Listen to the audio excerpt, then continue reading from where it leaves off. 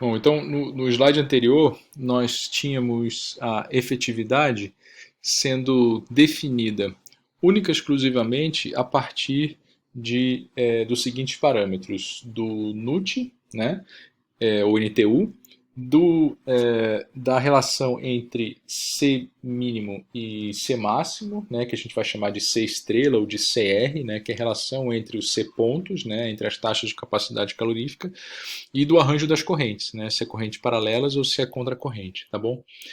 O número de unidades de transferência, ou NUT, a gente já tinha visto anteriormente, lá no capítulo de escoamentos internos. Então, vou só fazer uma recapitulação aqui. Ele é um número adimensional, né, como está mostrado aqui, e ele relaciona o produto UA, né, que é a condutância térmica do trocador de calor, em watts por Kelvin, dividido pelo C ponto. Mas aqui no caso específico de trocadores de calor, eu tomo como se fosse o C ponto mínimo. Né? Eu tenho que escolher um e é o C ponto mínimo. Tá? Que é a taxa de capacidade calorífica, que também tem unidade de watt por Kelvin. Então ele representa a condutância global adimensional. Tá? Ele é o A adimensional do trocador de calor, que de certa forma é uma medida do tamanho térmico do trocador, né? Tá? Em função do C ponto, ou seja, da quantidade de material processado, tá bom? Tá? Quanto maior o NUT, né, quanto maior o número de unidades de transferência, mais potencial o trocador de calor tem em poder executar, cumprir a sua máxima efetividade. Tá? Tá certo? Porque ele consegue, ele tem uma condutância muito grande. Né? Tá bom? Então, o que eu quero agora é chegar naquelas relações, né, nas relações funcionais entre epsilon e NUT, para as duas configurações, paralelo e contracorrente. Tá? Então, eu vou voltar algumas sessões atrás e vou pegar as equações que eu numerei quando a gente estava falando do método do ΔTLM, que eu numerei como equações 3 e 4 para a variação das temperaturas. Né? Vocês lembram, né, que a gente deduziu uma expressão a partir da integração, né, do perfil ali de dt1 de d de T1 menos T2 e integramos ao longo do comprimento do trocador. Né? Então, o que eu peguei emprestado foi exatamente isso. Né? E o que eu peguei emprestado de lá, né, daquele slide, para poder adimensionalizar e mostrar a relação do epsilon nut aqui. Tá? E no clipe anterior, aquela coisa que eu comentei com relação à convexidade ou concavidade dos perfis, né, é exatamente essa segunda expressão aqui para o contracorrente. O que está aqui dentro desse parênteses do lado direito do sinal aqui, né, esse 1 menos C1 sobre C1 menos 1 sobre C2, é exatamente esse sinal aqui que pode fazer com que os perfis sejam côncavos para cima ou côncavos para baixo, tá? Porque o C1 pode ser maior ou o C2 pode ser maior, tá bom? Então, acabei mostrando aqui, né, o que eu não quis voltar nos slides lá atrás, tá? Então, a ideia agora é adimensionalizar esse cara, tá bom? Então, eu vou supor que o C mínimo é o C1, né? E vou fazer NTU igual a UA sobre C mínimo, tá bom? Então, esse UA aqui vai acabar virando um NTU, tá?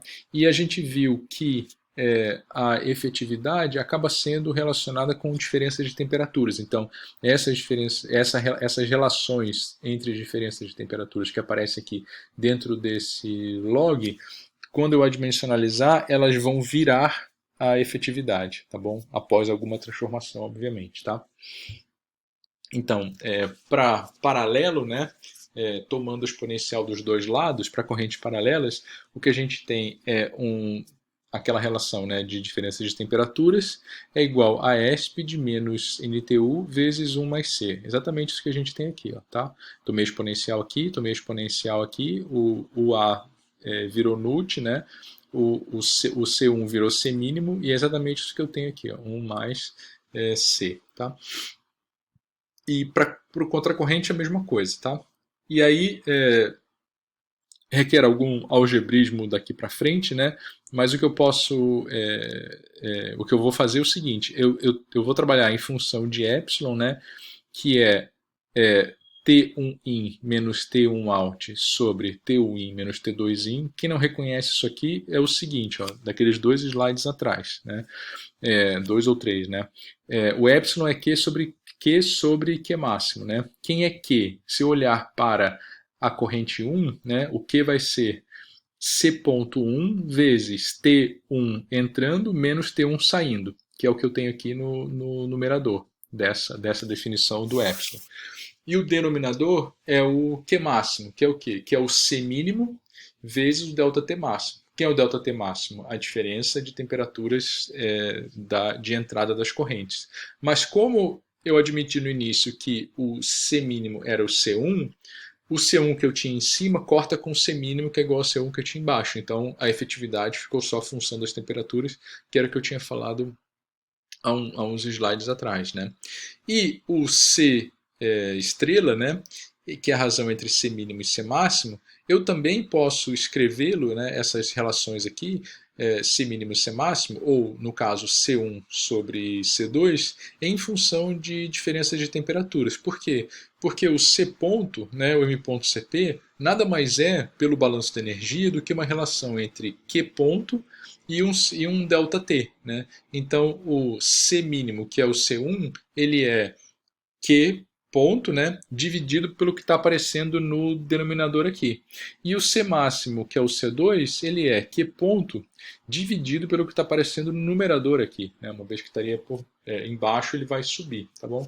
Então, com essas substituições, né, eu consigo escrever tanto a relação entre